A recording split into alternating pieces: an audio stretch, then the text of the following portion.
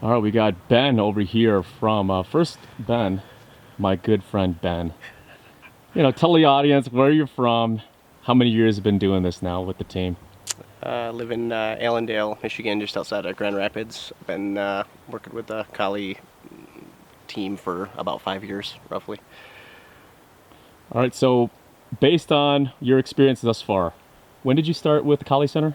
2015, I signed up for the what's the Inner Triangle now.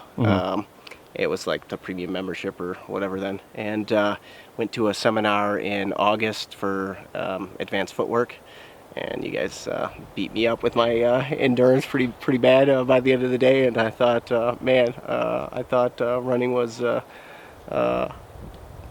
not too bad, but this stuff was killing me. So there's a lot of muscles and stuff in my legs that I knew I had been neglecting. So that's kind of got my, attention, and I just kind of moved forward from there. Yeah, it was like the first time I met you, wasn't it? Yeah, exactly. Yeah. And then what made you decide, you know what, I kind of want to continue this? Well, one, the sort of fitness thing. So I don't run as many races and do all that fun stuff like I used to. I'm just not as competitive, right? So since I'm not as competitive anymore, it's not as fun for me. So I just kind of do it for fun, right? Yeah. Yeah, that's kind of why I thought this is a great way to keep in shape, keep muscle tone, and not have to do 140 so miles a week like I did when I was kind of in my prime, right? So this just gets me in shape, keeps me in shape, and that's really the main thing. All right, how many ITCs have you attended so far? All of them so far. So the 17, 18, 19, and 20. And 2020. Yeah. So, what made you decide that you needed to do 2020? Because you've done the other years.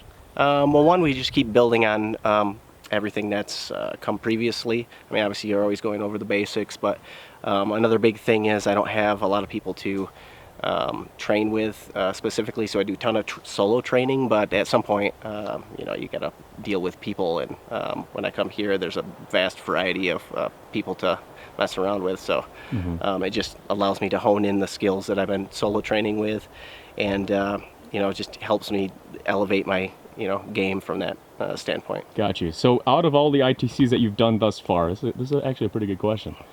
Which one is the hardest one? The hardest one? That is a really good question. Is that a good question? I would say probably the first one. Why so? Because it was really fucking hot that year. And after the first day, I was so nauseous and I had such a headache. And my wife was driving me around too. So the first one, I was with the family. Yes. And it was, as soon as you're done, you got to come and we got to go see all these things, right? Yeah. So I didn't have a lot of recuperation time. Sure. And it was the first time I've been in this type of altitude as well. So it was like a whole body shock experience. Wow. So, but I'd say weather-wise, this was probably the hardest one overall in terms of getting rained on and hailed on, and it going from really hot to cold to getting the muscle chills and things like that. But yeah, just in general, I think the first one, for at least on my body, was probably the hardest one. Okay, so when we had, because I agree with you, like the weather this year has been it's been crazy, right? Yeah. What did it do to your body? Well, if I had a little bit of, I didn't realize I was cramping, let's say, and then as soon as that ice cold water hit it, it was like, and I was like, oh, okay, yeah, that's not good. So I, you got to stretch a little bit more and, keep the muscles relaxed. So what prevents you from saying, you know what, I'm just gonna sit down, or dude, I'm done. I don't like standing around. Yeah. Plus, if it's already cold, you're getting colder. So I don't know. I just try to work out as much as I can, keep myself moving as much as I can. It's always easier to keep the body moving, and that's a lot of lessons learned from running marathons and stuff, where you just, no matter how hard it gets, you have some races where it just turns into a disaster, right? But don't freaking stop, because as soon as you stop, it's 10 times worse. I agree. So since you've been doing this for a while now, how do you feel like your knowledge and application of Kali has come along? I see a lot of the lines in the flow a lot more now, and I'm inserting a lot of different things that I wasn't trying before, and I can ad lib a little bit better as I'm going. and it's just I don't know. It just feels more relaxing, I guess, when I'm flowing with a person. I don't feel as tense, like what's going on. Don't make a mistake, whatever. I just know something's gonna happen, but most of the time I can recover what's going on, even if I make a mistake. But I just kind of live with the fact that whatever happens. And I think early on it was kind of like, oh, I don't want to look like a noob or Right, whatever, right? Yeah. So I'm over all that problems now. So gotcha. So how about with Paul Ingram? We talked about him before. Your viewpoints on Paul even now, and the team that you train with.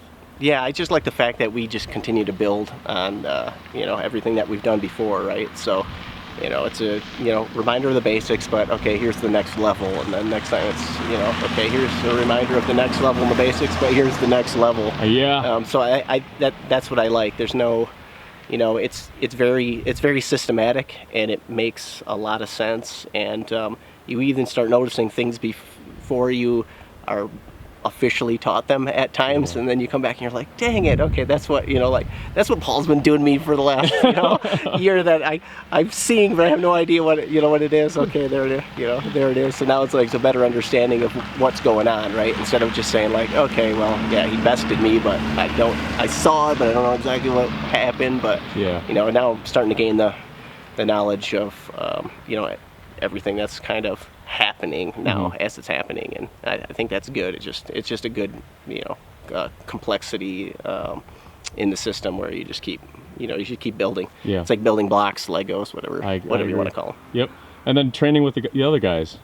Oh, training with the other guys is great. So, everybody's, they've stepped up their game. Yeah. Who's returned. It's nice to have a good group of people, because everybody has different tendencies, and even when you're going against a shorter person or a taller person, it's like sometimes it's like, okay, I want to dip my 4, but this guy's really tall, and if I do that, he's going to smash me in the hand, right?